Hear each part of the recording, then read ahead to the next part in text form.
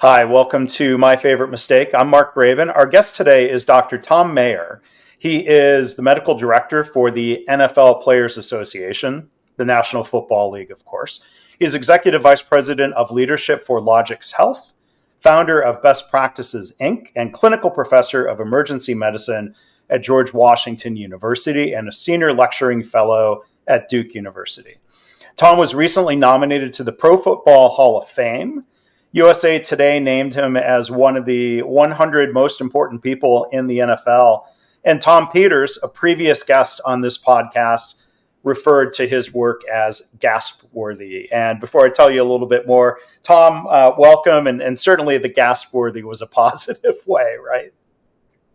Yeah, well, first of all, thanks for having me on. It's an honor. I really appreciate it. And, having a friend like Tom say something like that is just above and beyond. So I cherish that because, as you know, he's such a great person and such a great friend. Well, I was happy to see that quote in his endorsement of the new book. There's so much to talk about here today. Well, and that book is titled Leadership is Worthless, but Leading is Priceless. So we'll come back to that later in the episode. Well, I think it's amazing to see the different leadership situations that our guest has been thrust into, or that he's stepped up and led in. On September 11th, 2001, he served as the command physician at the Pentagon Rescue Operation and has served on 3 Defense Science Board task forces, advising the Secretary of Defense. And most recently, in 2022, Dr. Mayer helped lead a mobile team to Ukraine, treating almost 350 patients and training over 1,700 Ukrainian medical staffers. So thank you for all of that. I see you're wearing a Ukraine lapel pin, and hopefully we can talk about that. So much we could discuss in the episode. This is very, very exciting. So thank you for your support of Ukraine. Absolutely. My honor. So, I'm so excited. I'm trying to think about where to start. I'm actually going to detour from the usual approach here, Tom. We're going to talk. I'm going to ask you about your favorite mistake. You're not off the hook. But as we record this at the end of July, the 2024 NFL season is upon us. And even I think the most casual fans are going to notice a difference in the kickoff procedures in the preseason and the regular season. I was curious to hear your thoughts on this new approach and the expectations in terms of improving player safety. Well, it's a constant iterative process by which we, the Players Union, the NFLPA, and the NFL work together to be able to say our motto with the NFLPA is we'll go anywhere the science takes us, but nowhere the science doesn't. And so when we look at the forces involved, force equals mass times acceleration. You remember from your Northwestern education. Well, our men are bigger than they've ever been, and they're faster than they've ever been. So the forces are greater. So we continuously try to revise the helmets that you see up here are different than when I played in college and tried out with the pros. But so are the effort to say, how could we lower the velocity, which is a marker for acceleration. And that's what the new kickoff rules are intended to look at. And yet, how do we do it, as your listeners and fans would say, without changing the fundamental nature and excitement of the game itself? And so that's what we've tried to do with that change in formation. And I think people just have to see it and how different it is. But it looks like at a high level, it sets up almost more of a running play, and instead of 2 teams coming at each other at full speed from large distances, right? Yeah, the guys on the outside are known as gunners, whether on a punt play or on a kickoff play. And, those guys tend to be wide receivers. Some are special teams players that's what they do. But they're moving very, very fast. And so this kind of slows the head start down, if you will, and makes it a different, but we'll have to follow it and see how it goes. Okay, well, thanks, Tom. It'll be interesting to see and to see the impact and the results. And imagine that rule if it shows good results, will work its way down through the college game, the high school game, become the new normal for football? Could easily be. And what we do as a union is for our players, but obviously we're very cognizant of the fact that it can have on downstream, if you will, in the NC2A, high school, and even youth football. Mm-hmm. Yeah. Okay, well, we might be able to come back to another football question later, Thom, but I'm really curious to hear what your answer is going to be to this. Of all the different aspects of your career and the different things you've done, what would you say is your favorite mistake? Well, as you know, Diogenes was asked what his favorite wine was, and he said someone else's. And I think there's a tendency for people to think that about mistakes, that they really love other people's mistakes. Mm-hmm. But as you know, that's not helpful in terms of our own ability to move forward in our own careers and our own lives, not just the business part of our lives. So when our boys were younger, I used to take them to school. We had 3 boys, now young men. And when I dropped them off, I always said precisely the same thing. One more step in the journey of discovering where your deep joy intersects the world's deep needs. I swear I said this to them. They preferred to take the bus. Trust me. They don't want to hear that, particularly from their dad. But I would say my favorite mistakes have been anytime I've deviated from my deep joy, it's been a mistake of biblical proportion. Staying true to your true north, your one purpose, your why. I called it deep joy. I think becomes critical. And the other piece is when, as you know, I think you have to make failure your fuel. That's actually the title of one of the chapters in the book. Right. If you and any time I haven't made failure my fuel, then that's been a mistake that I've regretted. And making assumptions, not taking failure, and understanding that it's not the opposite of success. It's not just a part of success, it's an integral part of success. So those are the times that the mistakes that I've worried about in terms of deviating from my deep joy or failing to make failure my fuel. Mm-hmm. Can you think of an example of a time where you deviated from that deep joy? Or maybe even first off, where do you think you find your deep joy in your different professional endeavors? Well, it's funny because it's surprisingly few people ask me, hey, Thom, what's your deep joy? And my deep joy is helping other people find and fully express their deep joy.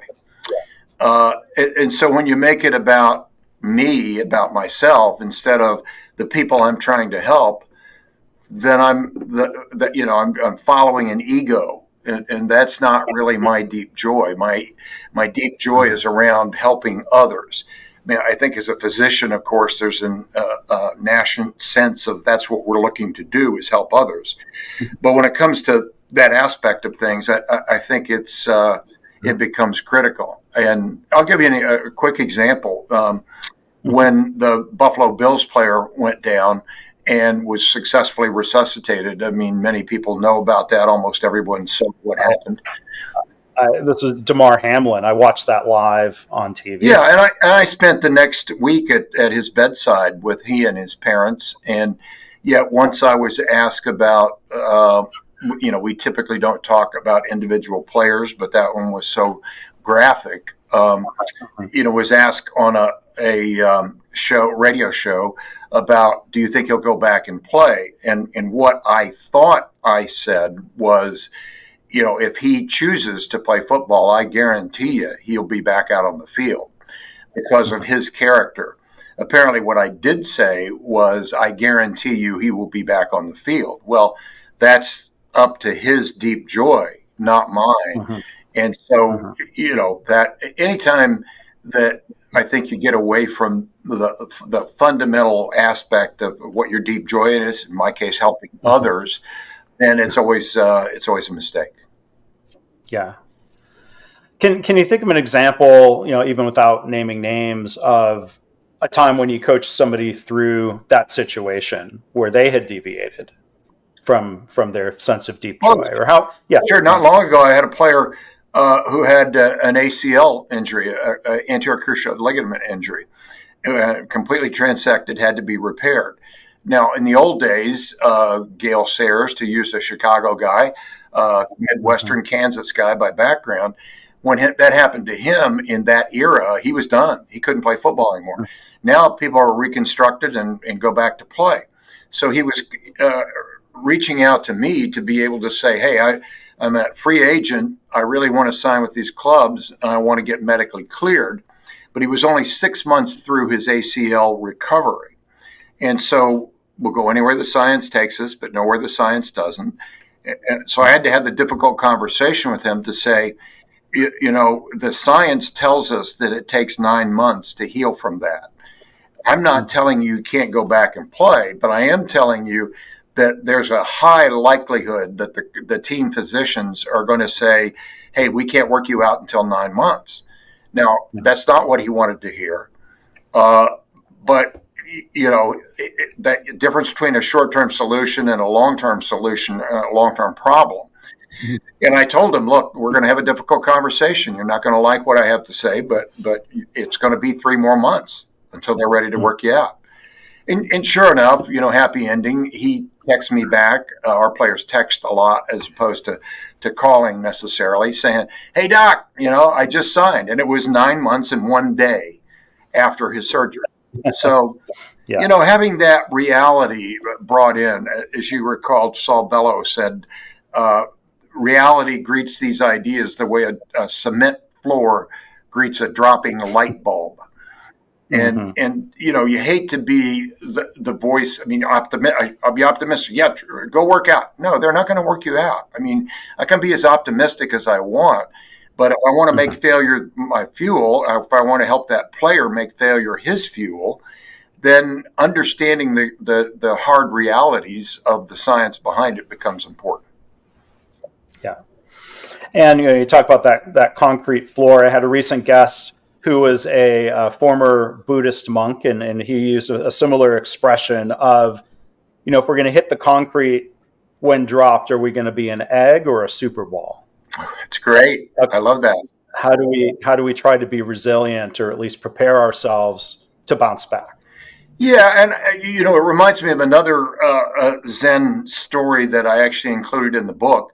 I'll tell it very briefly and succinctly, but a Zen monk and his acolyte are walking along and come to this huge puddle that's covering the entire road. You can't get around it. A dowager comes up and is very nasty and angry with them, saying, you filthy dogs, pick me up and carry me across this puddle, which they do. And she complains the whole way across. And when they sat her down on the other side, dry and pristine, she continued to berate them. And so they walk along, and about 5 miles down the road, after constantly complaining to the monk, the acolyte, complains again. And the monk, of course, says, I set her down 5 miles ago. Isn't it time you set her down? So, I think that's the way failure works. You take it, you see it, you understand it for all it's worth, and move on. Yeah. I want to ask one other question of thinking back to that scene of you dropping your sons off at school, and they say, they may have rolled their eyes or not wanted to hear your mantra about discovering their own deep joy. But I'm guessing you're hoping that they came around, and in their own ways, have they found their own path, their own deep joy in life and work? Oh, absolutely.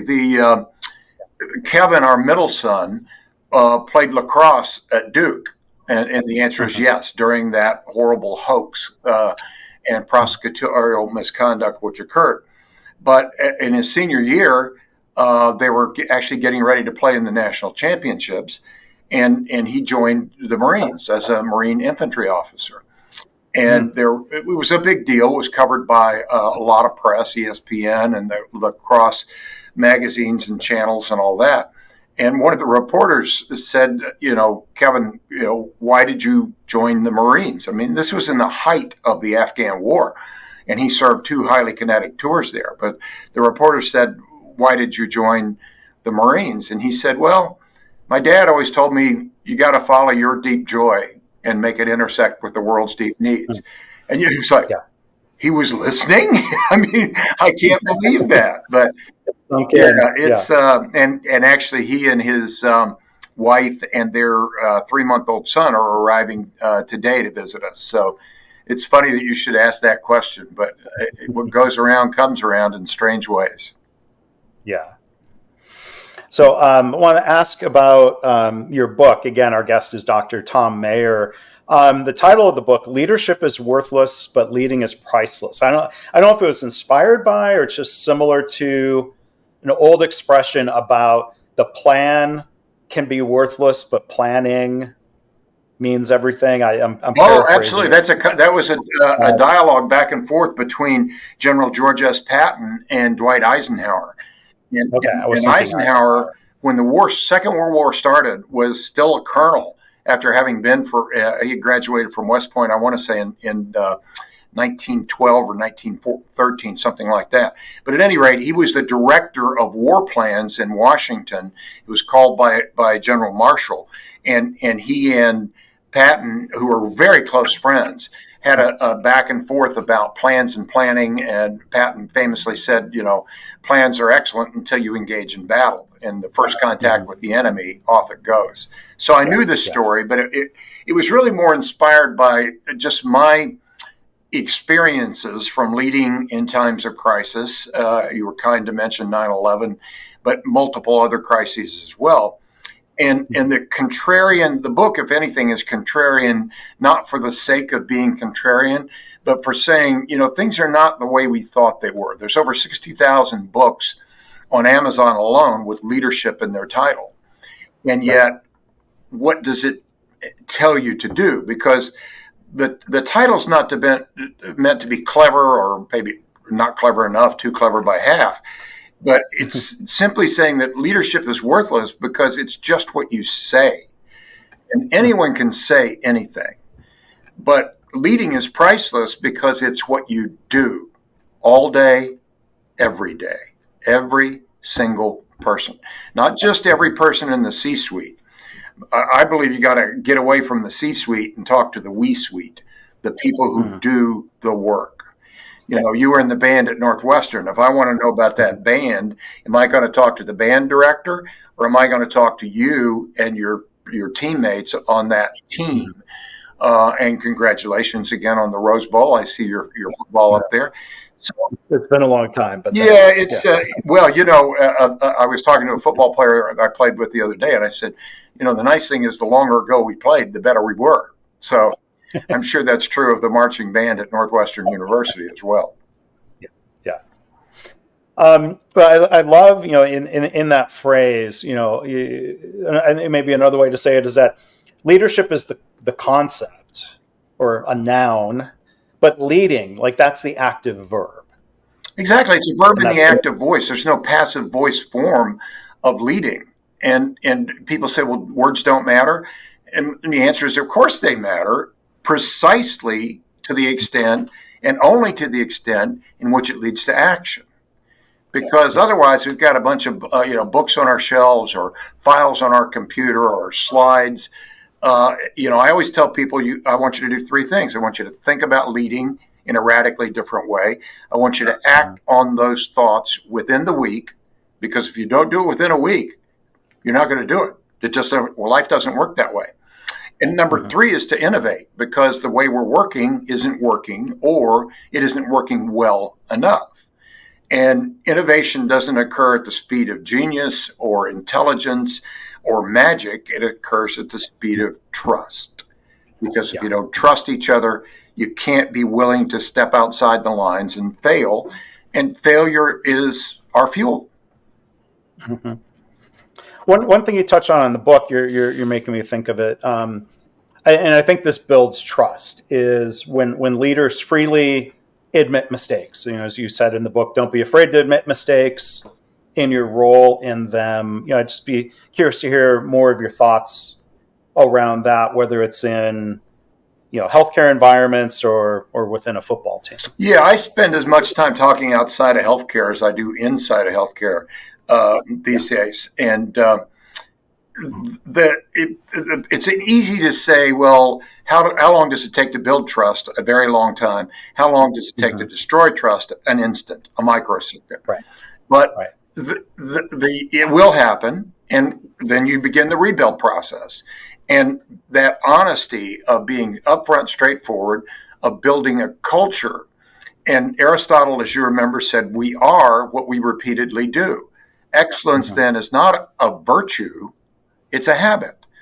So the habit of trust, the habit of freely admitting mistakes, of not being resentful. Nelson Mandela, I love this quote, resentment is like drinking poison and thinking it's going to kill your enemies. Resentment, not just about the mistake, not resentment towards those who make the mistake. That's all true. But resentment against ourselves for having made mistakes, the self-loathing of mistakes, instead of saying, hey, you know what? This is the way it works. My guys in the NFL, if you total up the amount of time they spend in the weight room, on the practice field, or in games, and compare it to the time in film study, they spend 3 to 4 times more time in the film room, breaking down the play. What were the mistakes? And it wouldn't surprise you. Yeah, they hoop and holler when something goes right, but they spend a lot more time looking at it and saying, if I could have done this, if I'd have broke off, I was supposed to break that route at 7 yards, I broke it at 6 or 8, or how am I going to not do that in the future? So is it a contrarian idea? Well, a little bit. I mean, it is. As I would say, I'm a huge admirer of you and your podcast, is a bit of a contrarian idea, my favorite mistake. Yeah. Right.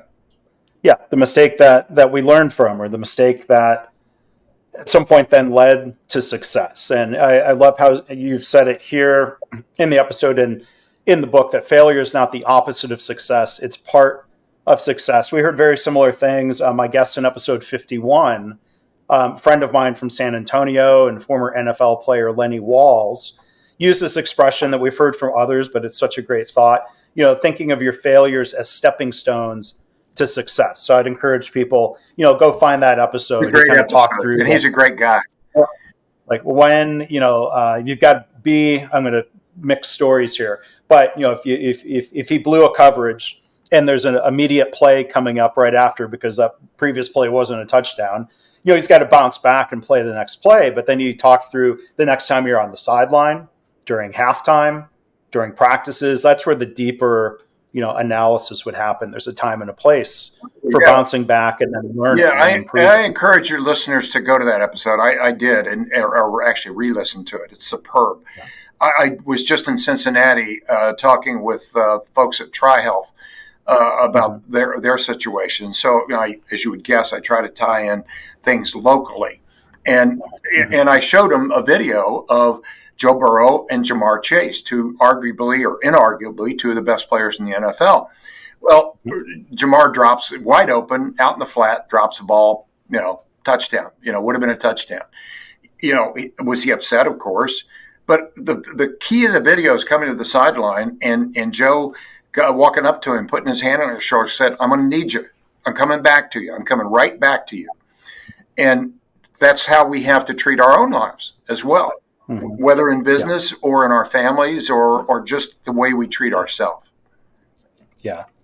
Yeah. And, I think, as you write about analyzing the failure out of that desire to improve, like to me, that's looking forward, where we've got to find the balance of not beating yourself up. Whether it's, I've had guests recently, a physician who would talk about the negative inner monologue if you made a mistake, saying that was stupid, or then trying to get past that. I imagine successful NFL players, if they beat themselves up and react, you see this on the field, the body language of but then how quickly do they bounce back and start looking ahead from what they've learned previous play? Well, and not to overdo it, but it's like the story of the Zen monk. When the ball's on the ground, it's over. Leave it. I left it behind. On the field. Now it's time for you to leave it behind. A failure to me, people say I'm a failure. Wait a minute. I mean, a failure is an innovation that isn't completely successful. And no innovation is ever completely successful. Hence, 3 to 4 more times in the film room.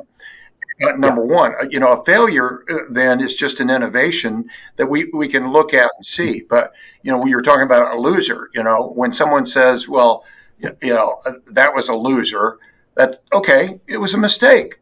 But when someone looks in the mirror and says, I'm a loser, folks, that's not the way it works. That is not the way it works. When we understand that all of us are going to make mistakes, Thomas Edison said, I didn't invent the incandescent light bulb. I invented 1,000 ways not to invent an incandescent light bulb. Yeah. Yeah.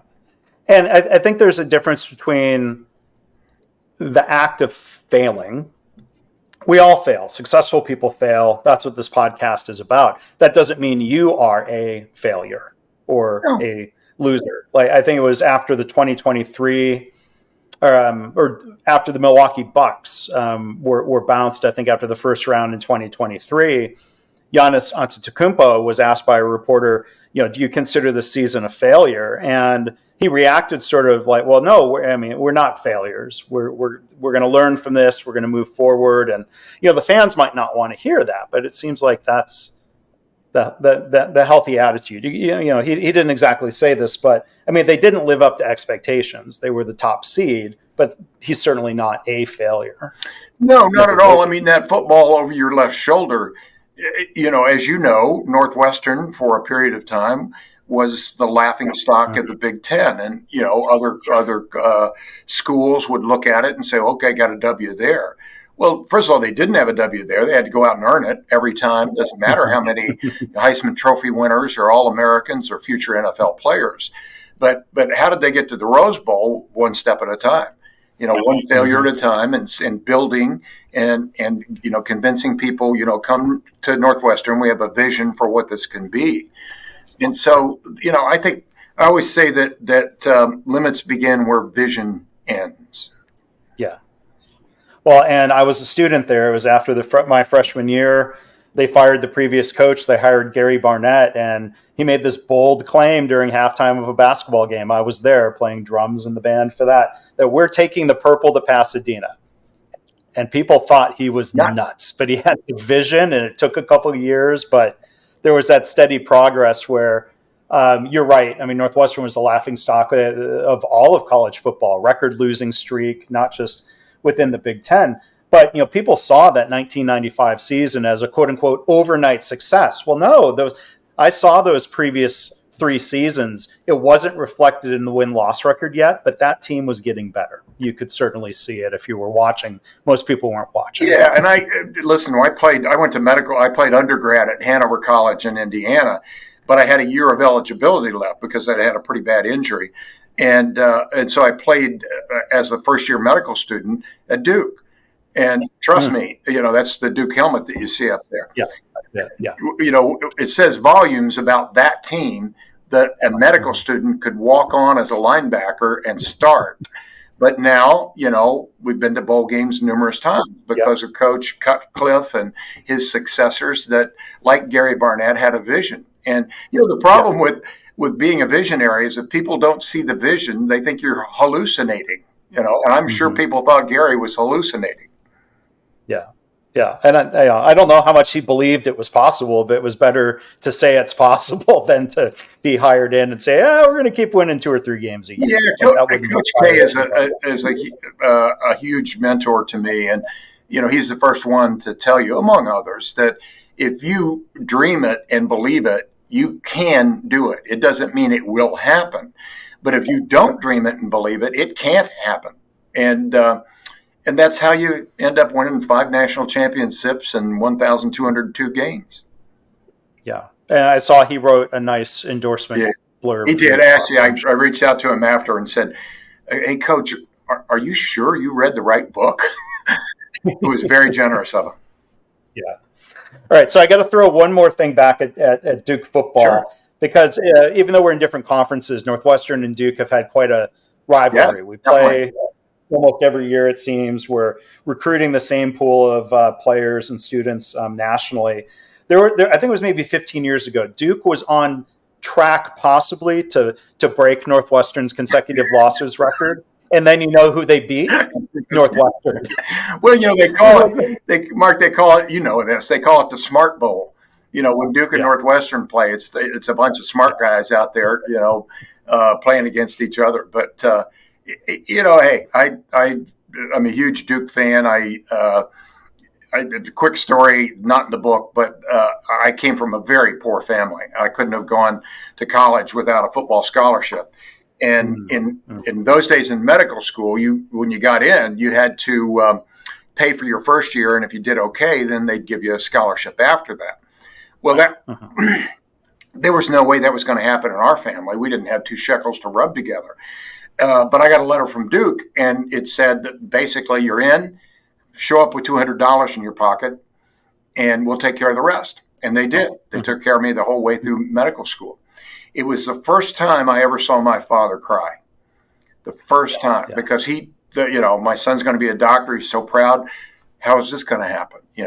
And so I always say, I cheerfully write a check to Duke each year and say, no Duke, no Dr. Thom Mayer. One other thing in the book that really struck me is the importance of being proactive. Like, as I write about and we talk about here on the podcast, we can learn from mistakes, but there are certain situations where we benefit from being proactive and thinking about what could go wrong so we can avoid mistakes. And earlier you mentioned Damar Hamlin, correct me if I'm wrong in these details, had a cardiac arrest on the field in 2023. And of all the timely and seemingly incredible care that he received, that it was no accident, that was part of an effort that had actually started 10 years earlier. Could you talk about that? It started, my previous colleague, Dr. Elliot Pellman, and I were on the sideline, and actually Gene Upshaw was with us. And the guy in the picture there, who is the executive director of the NFL Players Association. And a guy went down hard. It turns out he was okay. But before he got up, I said, who's going to take care of him if he needs help? And they pointed to the paramedics down at the end. Now, I love paramedics. I've been an EMS medical director for years. But that's not, you got a 6'8", 340-pound guy. You want, physicians there. So we immediately put it in place that there would be emergency physicians on the sideline to manage their airway, to manage a cardiac arrest.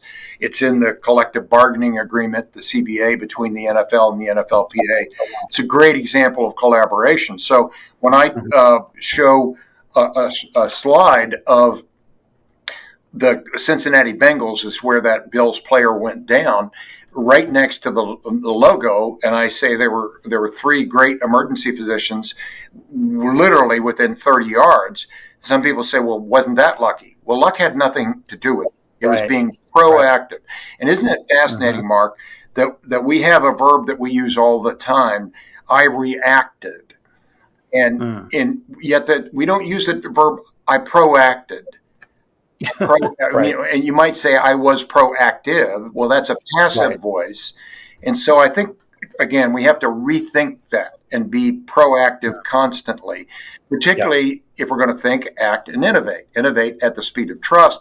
And we have to innovate because the way we're working either isn't working or isn't working well enough.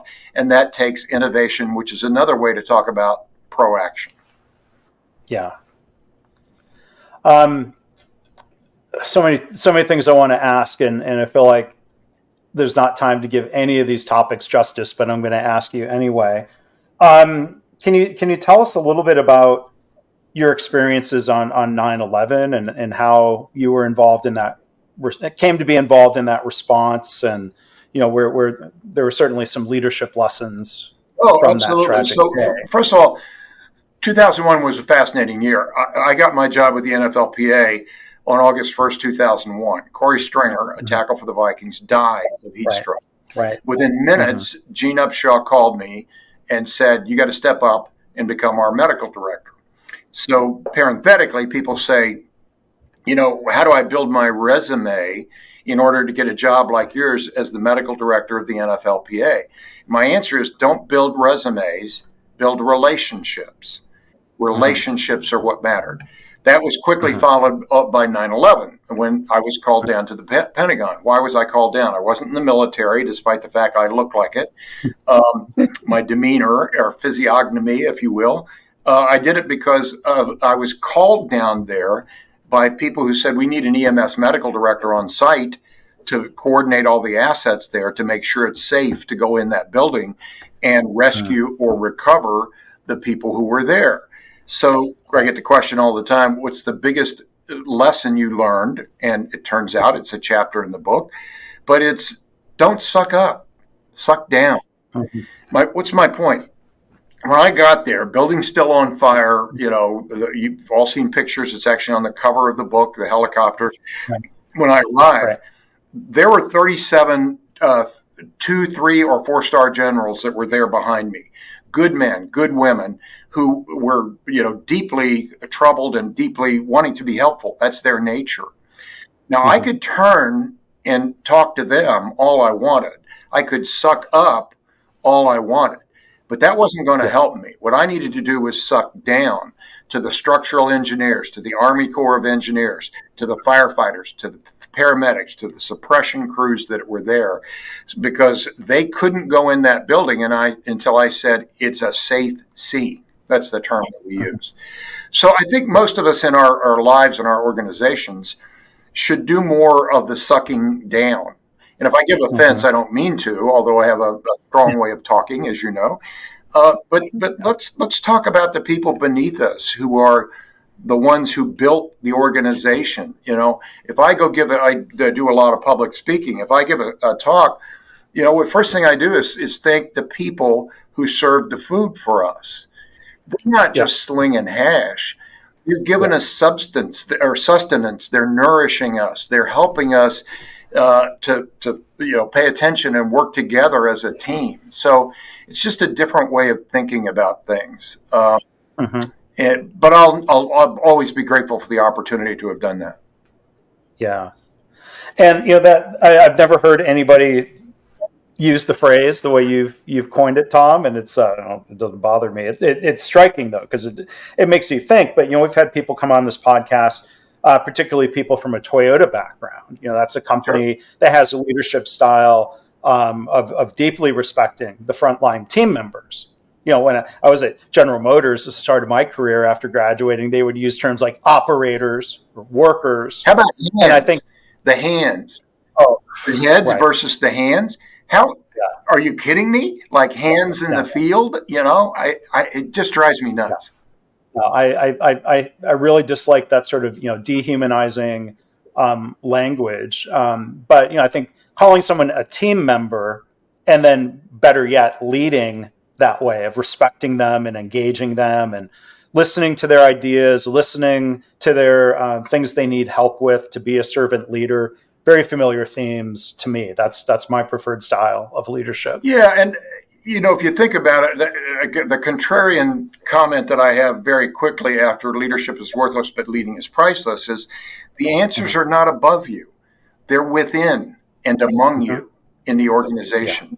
That's where the leading occurs. And just as every person is a leader, or they wouldn't be on the team in the first place. Every single Mhm. mother is a leader. Every mom, every dad is a leader.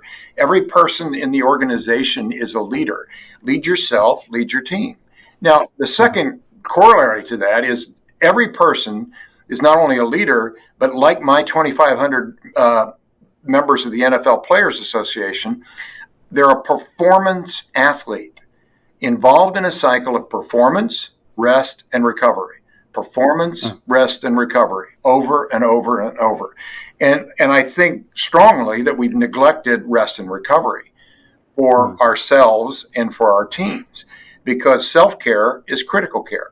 So, waking up in the morning and saying, I don't aspire to be a leader, I am a leader. Mhm. How will I Yeah. lead today?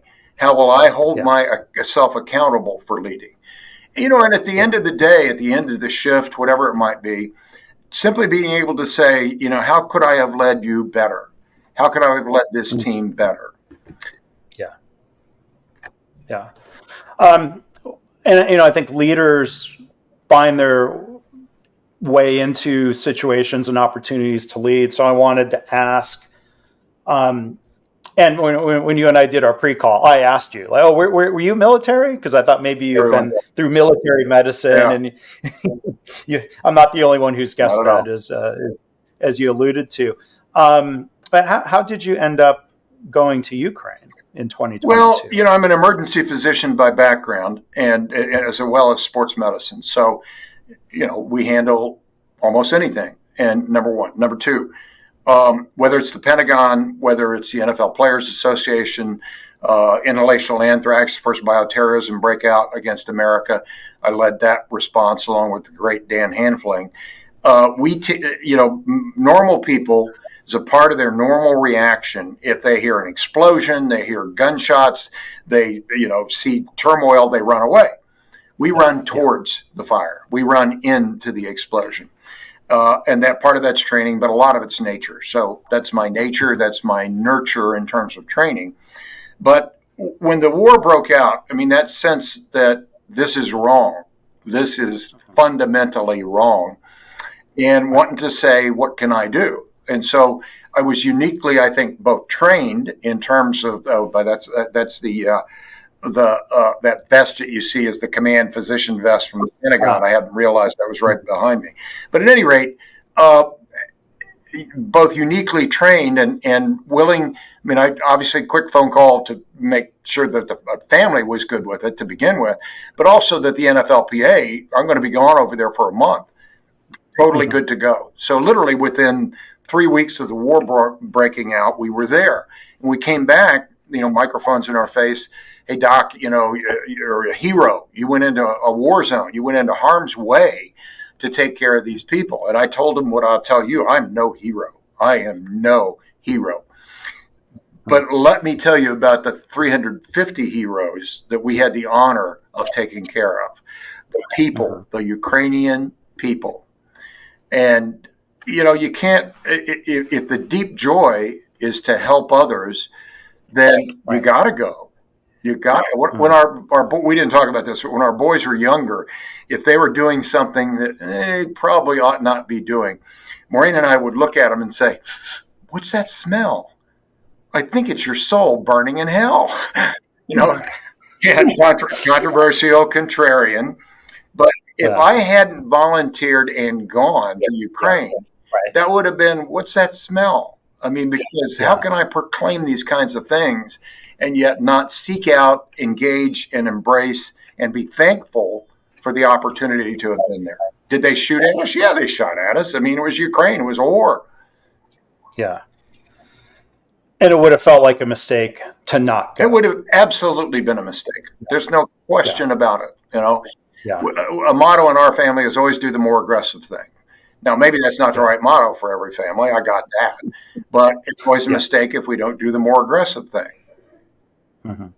Yeah. Well, there's a career and a life of helping and serving others in so many different realms. So thank you, Thom, for that and for sharing stories. And there's more in the book. I'll make sure I get the title exactly right again, or you tell us, Thom. Leadership is worthless, but leading is priceless. What I learned from 9/11, the NFL, and Ukraine. But Mark, thank you. That's what you do. You help other people. You could sit back. You don't have to do this. You got plenty to do in your life without the podcast and, the pre-call with me and spending the time with me. So thank you for what you do. I find it immensely helpful. Oh, well, thank you. It's very, very kind. I do appreciate it. And then if I can, I'm curious to ask one other NFL safety related question. One thing that people may see, not just in practice, but during games, I believe it's called a guardian cap. Yes. Is that correct? Can you talk a little bit about that and kind of how that came to be allowed now on the game on game day? Sure. And the impact that's going to have. The genesis was, we'll go anywhere the science takes us, but nowhere the science doesn't. The old helmets that you see up there are no longer allowed in the National Football League. Why? Because we took the science, we meaning the NFL and the NFLPA together, our biomechanists from Penn and Duke, theirs from the University of Virginia, looked at these helmets, tested them, both crash dummy testing in the lab, but also on the field. And so the larger volume helmets were shown to have a lower incidence of concussions in the NFL. So we've each year put out a poster that shows what are the green helmets, the good ones that test well and perform well on the field. And in general, they're larger volume. There's more padding, better padding, if you will. A company called Guardian Cap decided, well, why couldn't we put essentially a sleeve that goes over the top of the helmet that it has these pads on them to further attenuate the forces, because it's all about force attenuation. Yeah. It's been used a couple years in the training camps and practices mandated for linemen, tight ends, and running backs, and now is being extended. And at least in our experience in the NFL has shown that there's a lower incidence of concussions in those who wear them. And now some players are saying, I want to wear it in a game in the league. Despite originally saying no, has said, well, yeah, I mean, if you want to wear it, we'll figure out a way to make it happen. I personally think that what's going to happen over time is the force attenuation features of the Guardian Cap. The helmet manufacturers are going to get very smart very fast and build that into the helmets themselves, would be my guess. Yeah. Okay.